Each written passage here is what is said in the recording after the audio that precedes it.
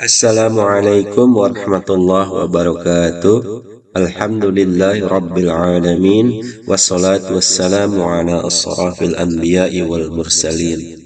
Sahabat sekalian, jumpa lagi dengan channel Daily Taujih, channel yang membahas tentang ajaran Islam secara sederhana dan mudah dipahami oleh semua kalangan. Pada kesempatan yang baik ini, kita akan membahas tentang amalan mabrur bagi yang tidak melaksanakan ibadah haji. Seperti kita ketahui bahwa haji merupakan amalan yang paling utama di bulan Zulhijjah. Namun bagi yang belum bisa melaksanakannya, maka Allah memberikan amalan pengganti yang memiliki keutamaan pahala yang luar biasa.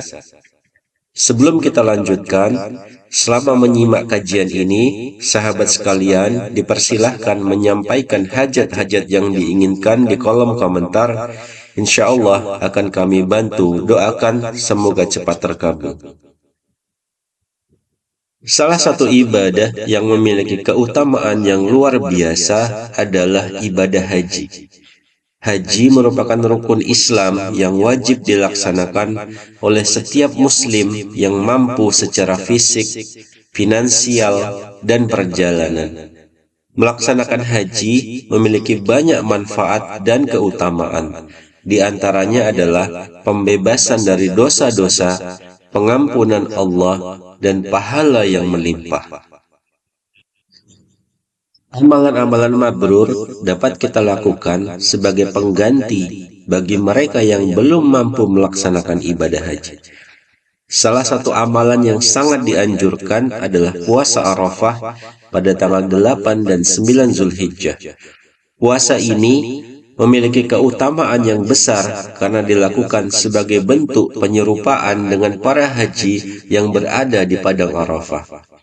Rasulullah Shallallahu Alaihi Wasallam bersabda, puasa Arafah, aku berharap Allah akan menghapuskan dosa yang tahun yang lalu dan yang akan datang.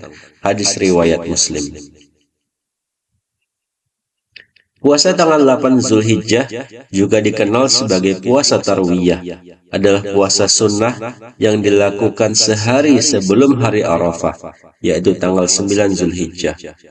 Ibadah ini memiliki keutamaan tersendiri dalam agama Islam. Puasa tarawiyah memiliki hubungan erat dengan ibadah haji.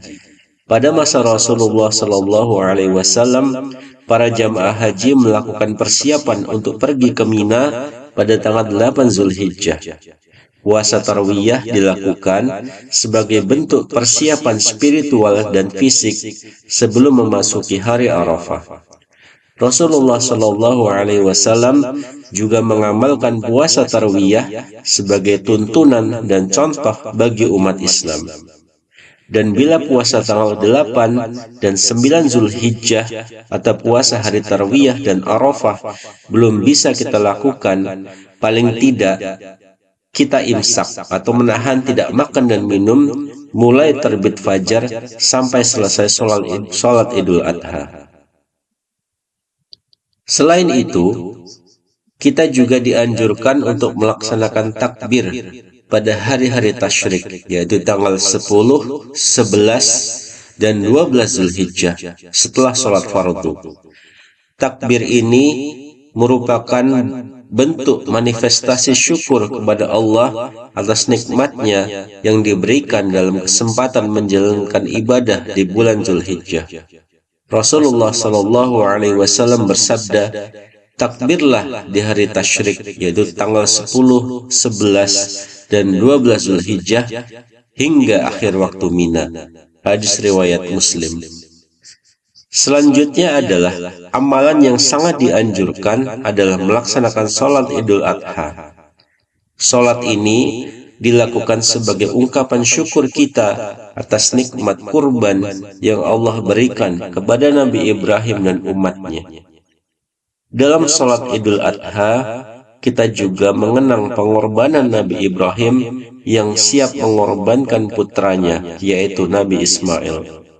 Sholat Idul Adha merupakan bentuk pengabdian kita kepada Allah dan mengingatkan kita akan pentingnya berkorban dan berbagi kepada sesama.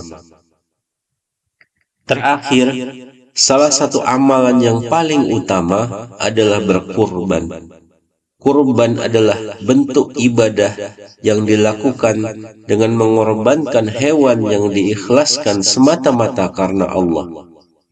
Kurban ini menjadi simbol pengorbanan dan taat kepada Allah.